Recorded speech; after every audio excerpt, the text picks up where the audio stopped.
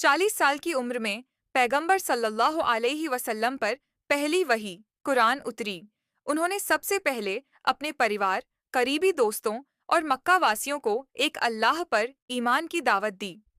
शुरू में लोग कम थे, लेकिन उनकी सच्चाई, चरित्र, ईमानदारी और संदेश से लोग आकर्षित हुए। कुरैश कबीले ने विरोध किया, मुसलमानों पर अत्याचार हुए, लेकिन इस्लाम धीरे धीरे उनके अखलाक, चरित्र और तौहीद के संदेश से फैलता रहा।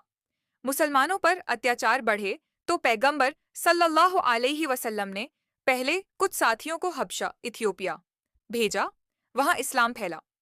फिर अल्लाह के हुक्म से पैगंबर सल्लल्लाहु अलैहि वसल्लम और मुसलमान मदीना चले गए। मदीना में इस्लाम को आज़ादी, समाज, कानून और सम्मान मिला। वहां इस्लाम एक संपूर्ण समाज की तरह खड़ा हुआ। मस्जिद, भाईचारा, न्याय व्यवस्था, अच्छे व्यवहार और न्याय से इस्लाम का फैलना। मदीना में मुसलमानों का व्यवहार, ईमानदारी, अमन शांति ने कई कबीलों को प्रभावित किया। लोग उनके व्यापार, बर्ताव, नर्मदिली और इंसाफ देखकर इस्लाम को अपनाते गए। कबीलों द्वारा कबूले इस्लाम से इस्लाम तेजी से फैला। इन लड़ाइयों का उद्देश्य लोगों को जबरदस्ती मुसलमान बनाना कभी नहीं था, बल्कि अत्याचार रोकना, मदीना की सुरक्षा, शांति स्थापित करना। इसके बाद जब मक्का खुला 630 ईस्वी, पैगंबर सल्लल्लाहु अलैहि वसल्लम ने सबको माफ कर दिया।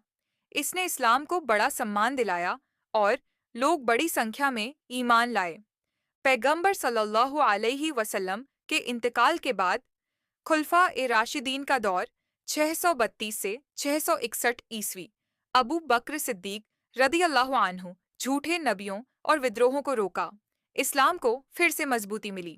उमर फारूक रदियल्लाहु अन्हु इस्लामी शासन इराक, मिस्र, सीरिया, फिलिस्तीन, ईरान, अजरबैजान, आर्मेनिया तक फैल गया।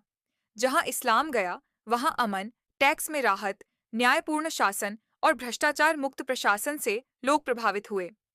बहुत से लोग धीरे धीरे स्वेच्छा से मुसलमान बने। उस्मान और अली रदियल्लाहु अन्हुमा का कुरान के नुस्खे को सुरक्षित किया गया। अरब के बाहर इस्लाम और तेजी से फैला। अरब व्यापारियों ने मालाबार, केरल में साफ सुथरा व्यापार, ईमानदारी और अच्छा व्यवहार दिखाया।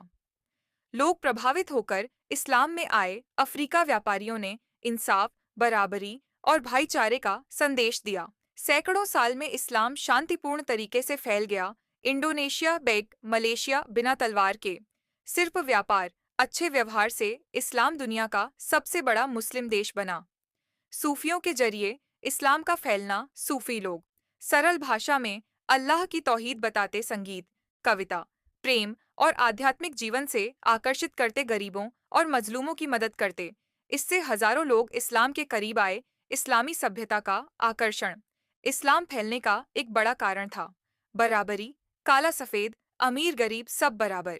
साफ सुथरी इबादत, ज्ञान, विज्ञान, गणित, चिकित्सा, दर्शन की उन्नति, न्याय और भाईचारा, शराब, जुआ जैसे नुकसानदायक चीजों से रोक। इससे लोग प्रभावित हुए और इस्लाम अपनाते गए।